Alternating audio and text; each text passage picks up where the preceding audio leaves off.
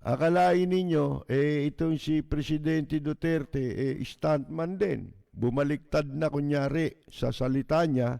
Ito'y naganap dun sa, kung ano, yung video conferencing ng United Nations General Assembly. Naka-attend ho siya.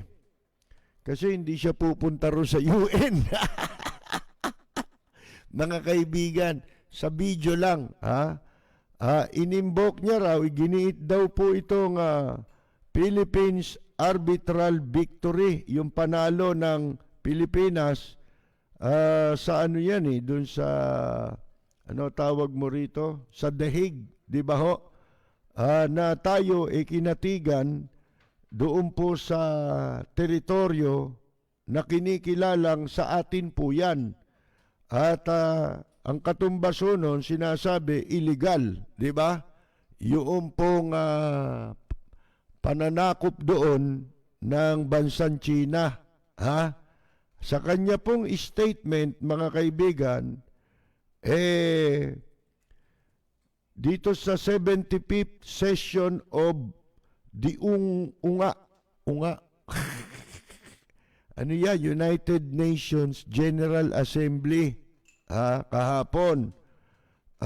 Kuwan ho, mga kaibigan, sinabi ni Presidente Duterte raw na ang commitment ng ating bansa sa South China Sea ay in accordance with the UN Convention on Law of the Sea of the Land of the Sea and the 2016 Arbitral Award. Ayan po, mga kaibigan. Ibig sabihin ngayon, kumikilala na siya. Samantalang sa mga nakaraan, sabi niya, tayo'y probinsya ng China. Di ba? Commitment niya na yan na gawing probinsya tayo ng China. O total naman daw, mayaman yung China. Maraming pera. Ngayon, dahil United Nation yan, at saka yung United Nation, pagkatapos niyang murahin. Di ba? O ngayon, ito namang statement niya na ito ay wine-welcome nitong dating Foreign Affairs Secretary na si Albert Del Rosario na silang nanguna sa Pilipinas doon po sa arbitration nung yan po ay nagkakaroon ng pagdinig, mga kaibigan. At wine-welcome daw nila yung paggiit ni Presidente Duterte sa landmark ruling ng doon sa The Hague, mga kaibigan, sa UNCLOS. Ito yung UNCLOS yung UN Convention on the Law of the Sea. We hope, sabi ni Del Rosario, we can get the support of other countries so the arbitral award will be raised more emphatically next year. Mga kaibigan tayo na nga lang ang hindi nag-a-assert ng ating karapatan, ng ating kasarinlan. Tayo na nga lang ang hindi nagigiit sa sarili nating kasarinlan. Sa loob ng mula po noong 2016 na maupo si Presidente Duterte, tayo na lang Ang katunayan, yung mga barko de gera ng iba't ibang bansa, nandyan na sa South China Sea, mga kaibigan. At ang kanilang dahilan kung bakit sila nandun, sapagkat iginigiit nila itong ruling na ito. Sa Pilipinas, anya yan. At saka yung ibang lugar na sinasakop din ng China, may mga bansang claimant din doon katulad ng Vietnam. Ang India meron din mga kaibigan Ang Indonesia meron din yan Ngayon, tayo na lang maliban dun sa mga bansa na sumusuporta sa atin, European countries, Australia, Amerika, tayo na lang ang wala doon. Tayo na lang ang hindi nag-a-assert, naggigiit ng ating kasarinlan, mga kaibigan, ng ating soberenya. Yun ang nakakahiya sa lahat. Ngayon, iba na sinasabi niya ngayon naninindigan daw siya doon sa sa ruling pabor sa atin, yan ang sabi naman ni Del Rosario, kailan daw makuha natin ng support. Bay, sinong hindi susuporta sa atin? Di ba? Lahat na nga nandyan Ito na lang bansa natin at itong Armed Forces of the Philippines of China na lang ang hindi, mga kaibigan. Sa pamumuno ng Commander-in-Chief na si Digongyo. Ang sabi ho nitong si dating DFA Secretary, dapat ang susunod na maging hakbang dyan sa sinasabi na yan ni Pangulong Duterte, yung gawin niyang makatotohanan na ito. Yun ang susunod na hakbang. Hindi ho ba? Hindi pwedeng daldalang ito salita. Lalo na, kilalang kilala na si Presidente Duterte, wala na ngang credibility pagdating sa mga kanyang mga sinasabi, sapagkat ang kanyang sinasabi ay iba sa kanyang ginagawa. O kaya, pabago-bago siya ng kanyang mga sinasabi. Ang tawag doon, meron siyang credibility crisis maging sa mata ng international community. Sa akala nyo ba yung sinabi ni Presidente Duterte na yan, ngayon siya naman naninindigan dito talaga? Akala nyo ba basta-basta tatanggapin yun ng mga ibang bansa, paniniwalaan kaagad ng ibang mga bansa yung sinasabi niya? Hindi uluko-luko yung mga yan. Yun na nga ang problema ng Pangulo ngayon mga kaibigan yung credibility crisis. Napakahirap ng pagtiwalaan. Lalo na ng mga bansa na nakikipaglaban para sa atin. Initiative nila lahat yan. Na walang suporta ng ating gobyerno na ang ipinagtatanggol mamamayan ng Pilipinas at bansang Pilipinas. Kahit hindi ako naniniwala dyan kay Presidente Duterte, yung sinasabi ni Albert Del Rosario na pagkatapos niyan, ang susunod na hakbang, ipakita. Ibig sabihin nun, ipakita ni Presidente Duterte na totoo yung sinasabi niya. Dahil kung meron pa siyang kredibilidad, sasabihin ba yun ni Albert Del Rosario, mga kaibigan? Hindi sasabihin yun. Pati ni Justice Carpio. Si Justice Carpio, wine-welcome din yan. Siyempre, baka binibigyan nila ng benefit of the doubt. Pero kung ang isang leader kapani-paniwala, bakit magkakaroon ka ng benefit of the doubt? Hindi ba? Kasi for the past 4 years, wala akong sinabing nagkatotoo Bukod sa wala nang sinabing nagkatotoo, mga kaibigan, kabaliktaran pa ng kanyang mga sinasabi yung nangyayari.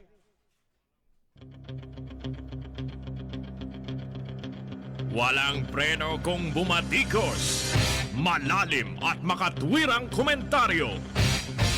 Mag-ingat ang mga politikong gumagawa ng kalokohan at baka kayo ay tamaan ng Rapid Fire! Ikinatuwa rin po ni Associate Justice o Retired Senior Associate Justice of the Supreme Court, Antonio Carpio, yung pong sinabi ni Presidente Duterte. I fervently hope, sabi niya, that this is the policy. Kita ninyo, umaasa siya na ito talagang magiging pulisiya ng Duterte administration na hindi natin nakita sa nakaraang 4 na taon. Ang napanood natin sa kanya, pagmumurahin. Yung mga bansang kumampi sa atin dyan. Yung United Nations, yung Canada, di ba? Amerika, mga kaibigan, at iba pang mga bansa na naiinsulto. Mga kaibigan, di ba? Nananawagan siya ngayon sa mga Southeast Asian countries. Ito tsak na sasabihin ng mga gunggong na Dutertanings, ano pa gusto nyo? Ayan na, nagbago na ng pag-iisip. Kaya sila magbabago na rin siguro. Di ba? Parang troll talaga eh. Kung saan yung sinabi, doon sila lahat. Nung sa China, walang kumikibo laban sa China, mga kaibigan. Ang sasabihin lang ngayon ganon. Siyempre, kami matagal lang naninindigan, di ba? Na dito tayo. Hindi tayo pwedeng kumampi dyan. Bastos yan, China. Tinawag mo pang kaibigan mo yan. Dinadamay mo pa kaming mga Pilipino. Sasabihin mo, kaibigan natin ang China. Hindi, kaibigan mo lang yan. Hindi namin. Bakit? Bastos yan eh. Meron ba ganyang kaibigan na yung interest mo niyuyurakan? Dinadapurak, mga kaibigan? Kung kaibigan mo yan, mananatili ba yan dyan sa mga teritoryong inaangkin nila? Di siyempre, status ko, alis sila dyan. Di ba? Hanggang walang maliwanag na kasunduan. Yun ang kaibigan. Mga kaibigan.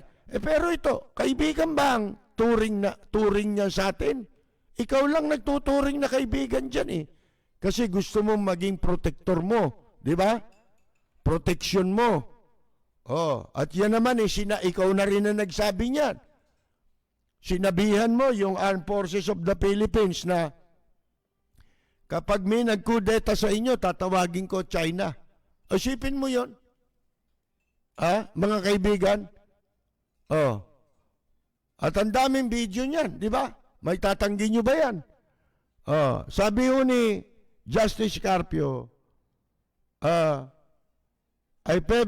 fervently hope that this is the policy that the Duterte administration will implement across all levels in the protection of our exclusive economic zone in the West Philippine Sea. Paano mo nga namang pagtitiwalaan ng sinasabi? Ito nang matindi. Yung sinasabi niya ngayon na naninindigan siya na atin niyang Pilipinas kasi naniniwala ka, sinasabi mo ngayon, naniniwala ka rin sa ruling. Di ba? Sinasang-ayunan mo yung ruling. Mga kaibigan, dahil unang-una, interest natin, interest ng bansa at ng mamamayan yan. Pero, lahat ng mga nangyayari, mga kaibigan, kabaliktaran. Halimbawa, yun na lang mga mangingisda natin dyan. Di ba, simula nung sakupin ng China, ayaw na tayong, yung mga mangingisda natin, hindi na makapangisda. Walang ginagawa ang gobyerno. Ilan na ang pininsala nila, ilan na ang namatay dyan. Di ba?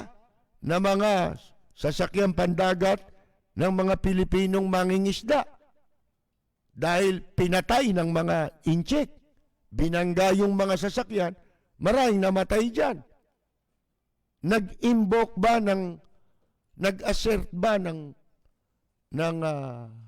sovereignty ang presidente at ang kanyang administration? Hindi. Yung mga protesta-protestang sinasabi nila, walang nangyari. Bakit? Moro-moro eh. O kunyari, poprotesta kami. Pero patuloy na, wala pang sagot yung mga protesta na inihahain nila, mga kaibigan, laban sa krimen ng incheck ng China sa ating mga mamamayan na makapangisda dyan, namatay. Wala pa resulta yung mga sinasabi nilang protesta. Patuloy ang magandang nila eh. Di ba? Ang VIP treatment sa mga incheck at ang mga mamamayan, ang mga Pilipino, walang kakampi. O, isipin ninyo yan. Kung talaga totoo yan, sana nga totoo. Paano niyan patutunayan? Abay, mga kaibigan, ngayon niya pakita na kaibigan ng Pilipinas yan o kaibigan niya yan. Talagang kaibigan niya yan eh. May kaibigan ba yung incheck? Ang kaibigan niya, pera. Mga kaibigan, kwarta ang kaibigan niyan. Oh. Walang taong kaibigan yan. Alam naman ninyo, mga ugali niyan. Hindi ho ba? Oh, mga kaibigan, patunayan mo. Ipa-deport mo lahat yung mga inchik dito. Bakit? Meron tayong policy. Binago ninyo eh. Walang preno kung bumatikos. Malalim at makatwirang komentaryo. Mag-ingat ang mga politikong gumagawa ng kalokohan at baka kayo ay tamaan ng Rapid Fire! Alam nyo, kawawa tong presidenteng ito. Sa totoo lang. Bakit? Wala ka ng credibility. Sa palagay mo, pagkatapos mong isa panganib ang seguridad ng mga bansang kaalyado natin, specifically Amerika, sabi ko nga sa inyo, pag nanganib ang security ng Amerika, lahat na manganganib.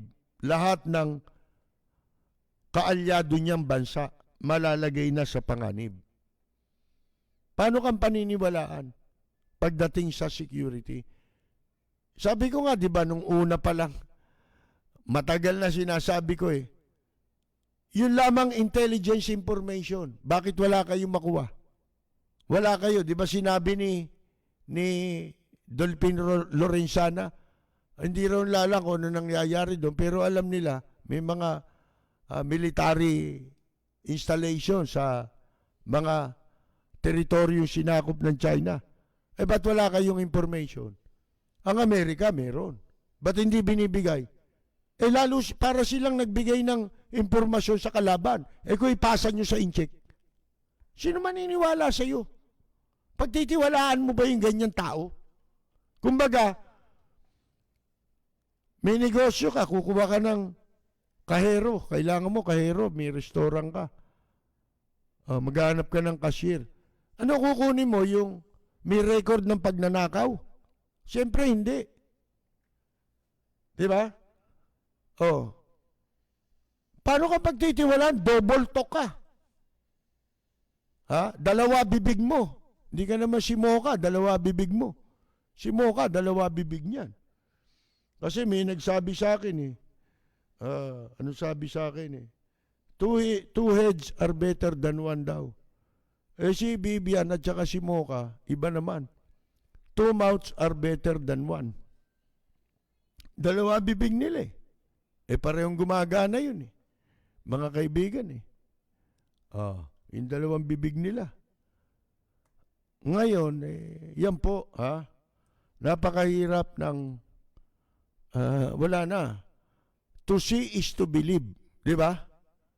Sabi nga the proof of the pudding is in the eating. Mga kaibigan.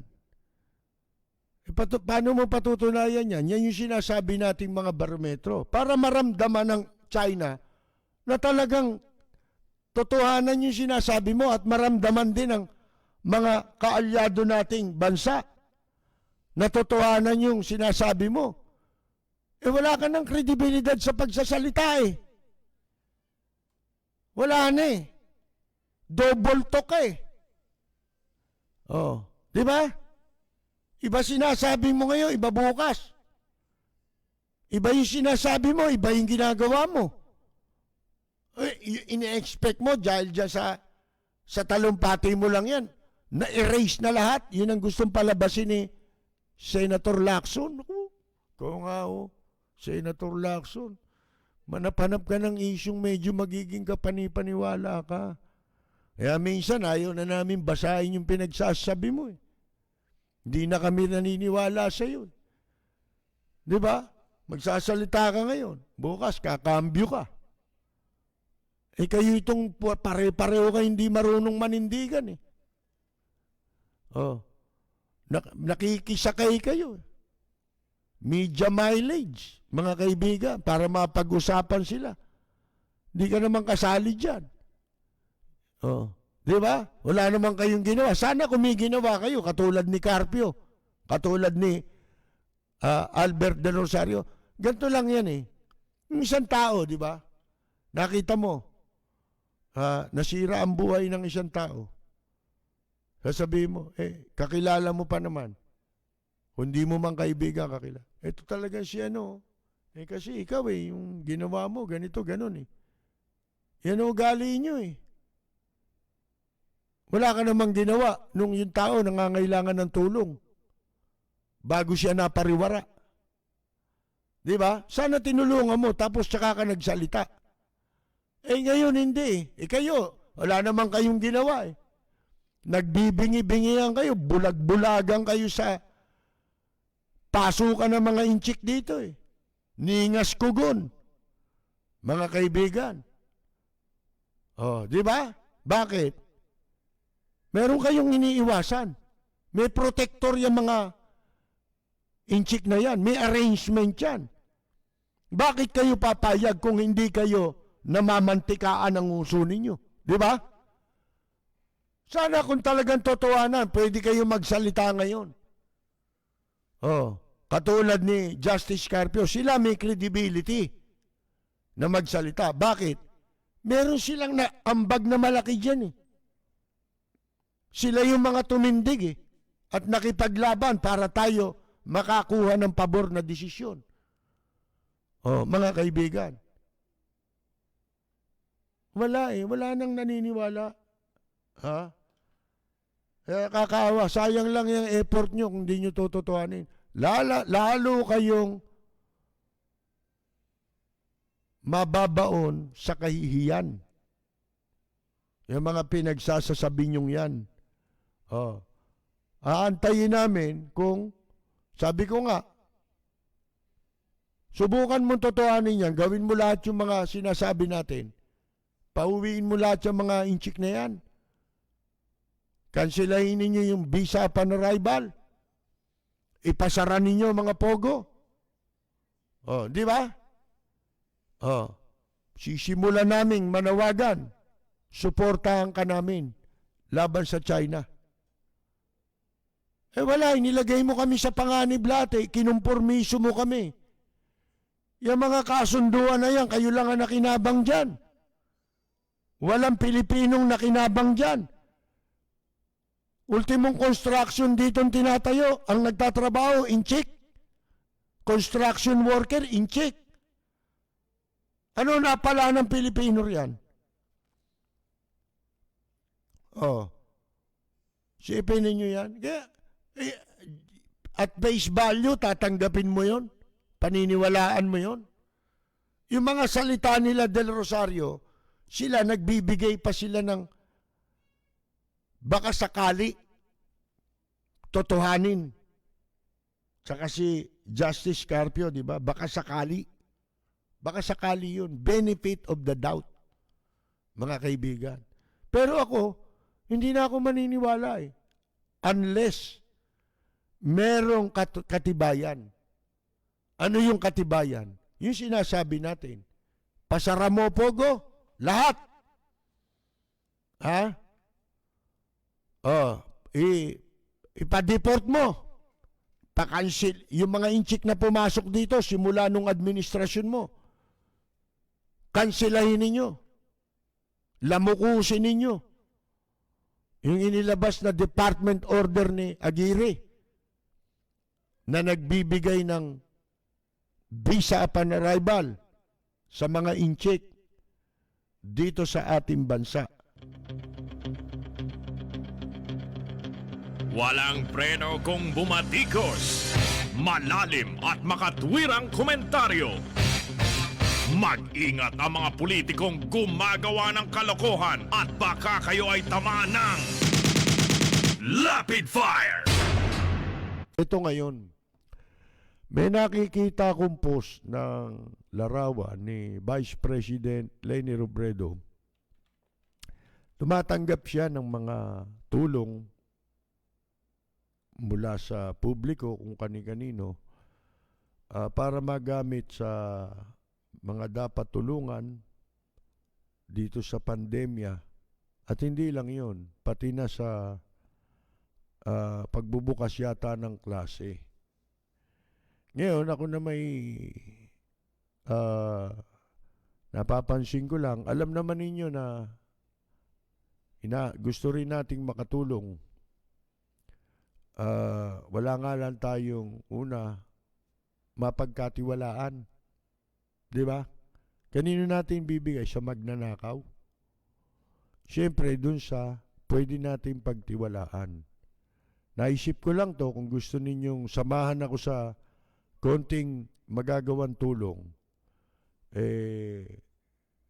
mag-ipon tayo na ating maitutulong. Kung gusto ninyong makibahagi sa pagtulong, makaipon tayo ng pwede nating bahala na silang si Vice President Leni Robredo, ang kanyang opisina, na kung sakasakali ay gamitin kung saan nila magagamit yan. Total, siya lang naman ang pwede natin pagkatiwalaan ngayon.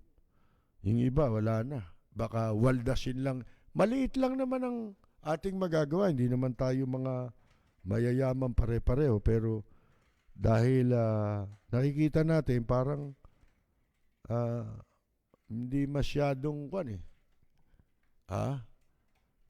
natutulungan yung ginagawa, itinataguyod na pagtulong ni Vice President Leni Robredo. Sana makagawa tayo sa ating palatuntunan ng kahit na maliit na bahagi upang sa kanya natin ipadaan. Kasi hindi tayo nakasisiguro kung sa iba. Noon nga nagbigay kami sa Red Cross, di ba? Nung Yolanda, nagpa-concert ako dun sa Kwan buhay pa si kaibigan nating Arthur. Ayan, yung nanalo sa Asia Got Talent, di ba? Si Payne Flores. Marami tayong mga working musicians po yun. O yung sina Bobby Mundihar, tumulong yan doon. Nakalikom kami ng pera. At yun ang aming itinulong. Hindi namin alam ngayon, matiyak, kung nakarating. Kasi hindi man lang kami inimpormahan ng itinan over namin officially, may receipt naman. Pero hindi man lang sinabi sa amin, yung naitulong ninyo ay dinala sa ganon. Diba? Wala O kung ano ginawa nila, mga kaibigan. Dito siguro, kay Vice President, wala naman siyang masamang record, di ba? Ang ganda nga ng report ng COA sa kanya Siya pinakamalinis sa COA Lahat tad-tad ng corruption mga kaibigan yan gagawin natin. Ako, meron na akong sarili kong perang konting ipon, sasama ko na lang dyan. Dahil matagal na rin tayo nag-iisip kung paano tayo makakatulong sa ilang mga kababayan natin Wala tayong pamamaraan. Ito gagawin natin, dito ko pararaanin kay Vice President Leni Robredo. Ha? Magandang gabi po sa inyong lahat. Ito po si Nonoy Zuniga, nag-iimbita sa inyo na sumubaybay at makinig lagi sa Lapid Fire. Ito ang programang mapanuri, may tapang at napapanahong komentaryo. Dito tayo sa Lapid Fire. Meron ba tayong birthday dyan? Ha? Mga nagbe-birthday ngayon. Binabati natin ang mga may birthday ngayon. Una kong babatiin ang naging champion ng ang bagong kampiyon. At dati ito yung original ang bagong kampiyon. 90s yata ito eh. Nagpasikat ng awiting Yagit. Ha? Birthday po niya ngayon si Miss Magnolia Sabas. Napakahusay na singer. Minsan napakinggan nyo na yan eh. Dito sa programa natin eh. Birthday din po, happy birthday Miss Magnolia Sabas. Birthday rin ni Leonardo Armin at Lester Armin. Si Leonardo ay 38 years old, 38th birthday niya at 67th birthday naman ni Lester Armin ng Las Vegas. Si Nanay Vitay ng Orani, Tondo ay birthday din po, pinababati siya ni Robert Aquino ng Hong Kong. At dahil birthday nila si Miss Magnolia Sabas, Leonardo Armin, Lester Armin, Nanay Vitay, narito po ang ating pagbati. Sana yun. Nawala. Saan ko makikita yun? Ito. Ito po pagbati Para sa nagdiriwang ng kanilang karawan, Happy birthday, ang bati ko, ang bati namin sa iyo.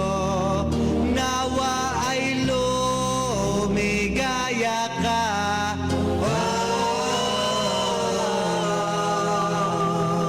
At abutin mo pa sana ang maraming kaarawan.